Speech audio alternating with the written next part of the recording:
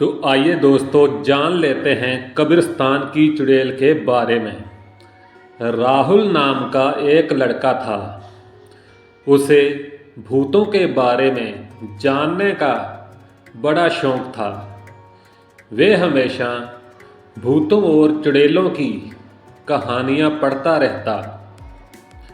वे ये भी जानता था कि भूत होते भी हैं या नहीं, या ये सब बस एक मनगढ़ंत कहानी है कि लोग बस एक डर का माहौल बनाने के लिए ही ऐसा कहते हैं कि चुड़ैल होती है। वे यही सब सोचता रहता था।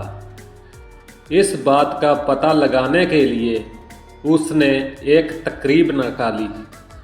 उसने अपने दोस्त से कहा कि पास के कब्रिस्तान में आज रात हम दोनों चलेंगे और पूरी रात वहां जाकर पता करेंगे कि चुड़ैल होती है कि नहीं। उसका दोस्त साथ चलने के लिए तैयार हो गया, पर कब्रिस्तान के अंदर जाने से मना कर दिया। राहुल राजी हो गया। जैसे ही रात हुई, दोनों कब्रिस्तान के पास पहुंच गए। राहुल अंदर चला गया और राहुल का दोस्त वहीं कब्रिस्तान के बाहर इंतज़ार करने लगा। कुछ घंटे बीत जाने के बाद राहुल के दोस्त ने राहुल को कॉल किया और उसने पूछा, भाई क्या चुड़ैल दिखी? राहुल ने जवाब दिया, नहीं। इस पे उसके दोस्त ने राहुल को बुलाया, तू बाहर आ जा, घर चलते हैं हम लोग, मुझे बहुत नींद आ रही है। पर राहुल ने अपने दोस्त से कहा, तुझे नींद आ रही है, तू बाहर ही सो जा। इतना कहने के बाद, आज मुझे पूरी रात यहीं रुकना पड़े तो भी मैं रुकूंगा। मुझे आज पता करना है कि चुड़ैल होती है कि नहीं, और जैसे ही मुझे चुड़ैल दिखाई देगी मैं भाग के तेरे पास आ जाऊंगा। इसके बाद राहुल का दोस्त कब्रिस्तान के बाहर ही सो गया और राहुल अंदर चुड़ैल का इंतज़ार करने लगा। काफ़ी समय चुड़ैल का इंतज़ार करने के बाद राहुल को नींद आने लगी और राहुल वहीं सो गया। अभी राहुल की नींद लगी ही थी कि उसे वहाँ पे फावड़े से ज़मीन खोदने की आवाज़ आने लगी। राहुल ने उठकर बैठ गया और उसने देखा कि एक सफ़ेद साड़ी पहने हुई औरत फावड़े से एक कब्र खोद रही थी। राहुल ध्यान से देखने लगा कि आखिरकार ये औरत कब्र क्यों खोद रही है।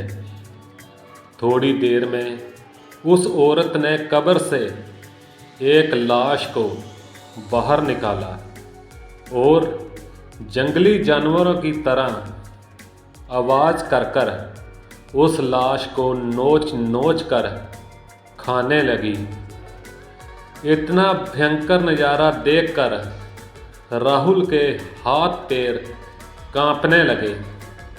डर से पसीना पसीना हुआ राहुल चुपचाप झाड़ियों में छुप रहा और हनुमान चालीसा पढ़ रहा था।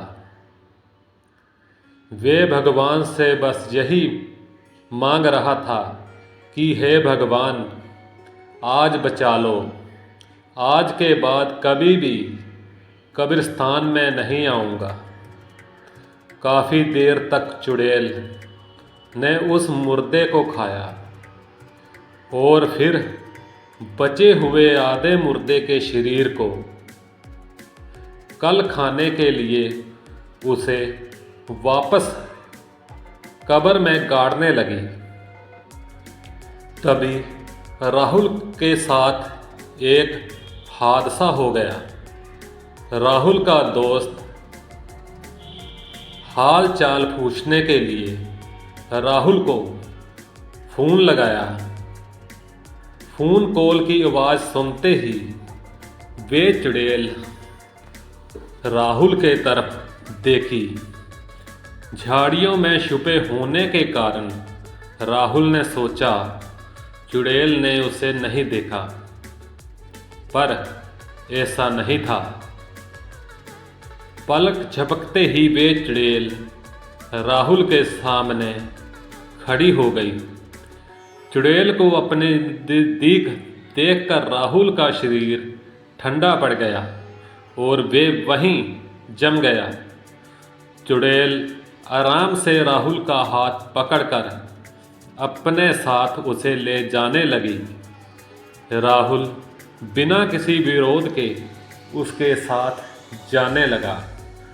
चुड़ैल आधी खाई हुई लाश के कब्र के पास पहुंची और उसने मुर्दे की लाश को बाहर फेंक दिया और राहुल को उस कब्र में दफन करने के लिए राहुल को कब्र के अंदर सुलाने लगी। तभी वापस से राहुल का कॉल आया। मोबाइल की रिंगटोन सुन के राहुल को होश आया और वो चिल्लाते हुए वहाँ से भागने लगा। राहुल जिधर भी भागता चुड़ैल उसके सामने खड़ी मिलती। इतनी देर में अब राहुल को उसकी मौत सामने नजर आ रही थी। राहुल चिल्लाते हुए अपने दोस्त की तरफ भागा। तभी राहुल की आवाज़ सुन के उसका दोस्त कब्रिस्तान के अंदर आ गया और राहुल को देखा वो पगलों की तरह इधर उधर भाग रहा था। उसने राहुल को एक जोर से तमाचा मारा और उससे पूछा, चिल्लाने हुए ऐसे क्यों भाग रहा है? मैं यही तेरे पास हूँ। राहुल ने अपने दोस्त को बताया, यहाँ सच में चुड़ैल है। इतना सुनते ही राहुल के दोस्त ने राहुल का हाथ पकड़ा और दोनों कब्रिस्तान से भाग गए। सीधा अपने घर चले गए। राहुल ने घर पहुंचकर सारी घटना अपने दोस्तों को बताई और उसके बाद वो दोनों कभी भी उस कब्रिस्तान के आसपास भी नहीं गए। तो दोस्तों, ये थी एक कब्रिस्तान चुड़ैल की कहानी। ऐसी ही मनचारक रोचक कहानियाँ सुनने के लिए हमारे चैनल को सब्सक्राइब और लाइक ज़रूर करें।